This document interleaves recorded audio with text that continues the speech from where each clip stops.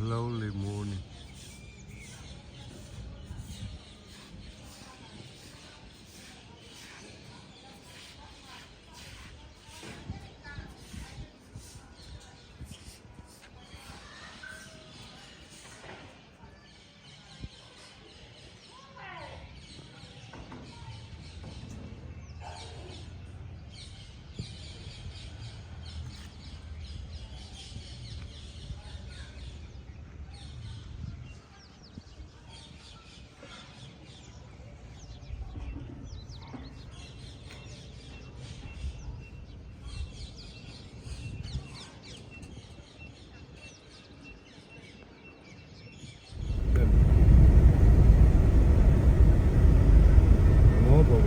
आप उधर छोड़ के चले आना, ठीक है?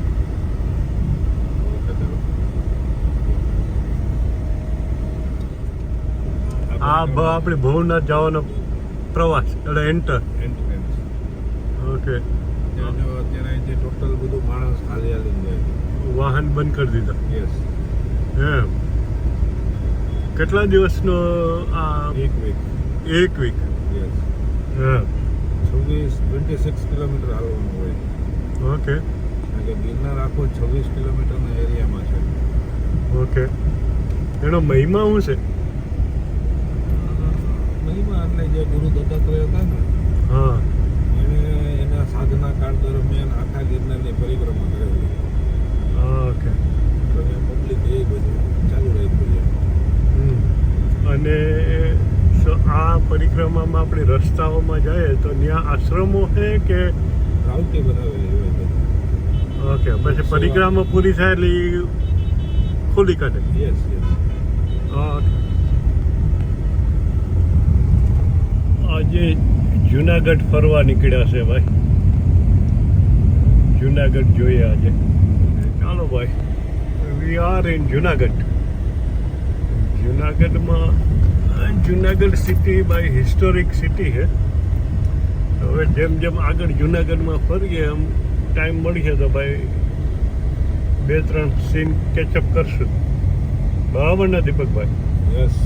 બાઉદીન કોલેજ કઈ વેબસાઇટમાં. Okay. College Bahauddin college. Okay. Famous college છે અહીંની. નવાબનો મહેલ હતો. એમ? યસ. વાવ. એનું રેસિડેન્સ હતું. અને હવે કોલેજ થઈ ગઈ. અત્યારે કોલેજ એટલે એ પ્રાઇવેટ છે કે પબ્લિક કોલેજ? આપણે ગવર્મેન્ટ. Very good. હવે અહીંયાથી રાઈટ ટર્ન લઈશું એટલે કાળવા ચોક ઐતિહાસિક. ઓકે. જ્યાં તમારા મેર સમાજના બહુ મોટા લીડરે યુદ્ધ કર્યું હતું. એમ? યસ. વાવ. એ દેખાય ગિરનાર. બરાબર ને? યસ. ગિરનાર.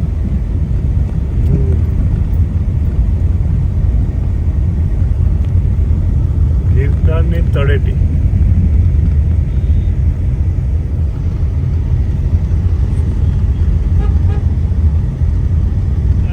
શોક કહેવાય. અને આ વલ્લભભાઈ સરદારનું પૂતળું હોય. યસ. વાવ.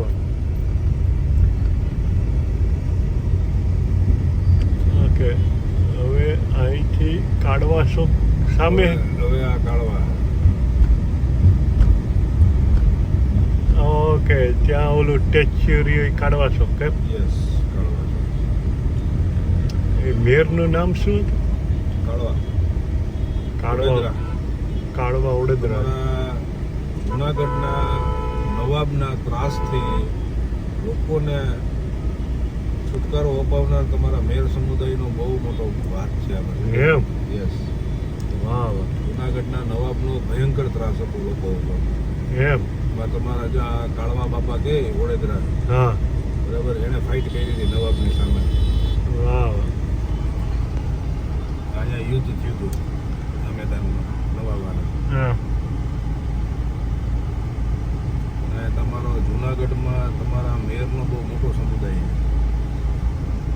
ઓકે. પોરબંદર ને જુનાગઢ ને? પોરબંદર, જુનાગઢ, વંથલી, માવદર.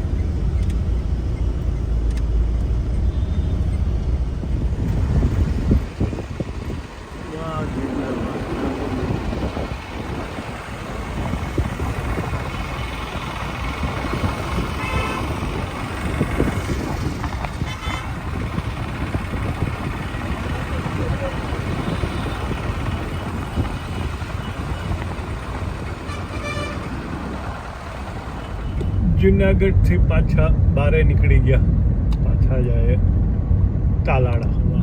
વેરી નાઇસ ગીરનું જંગલ. માઇન્ડ પીસફુલ લાગે.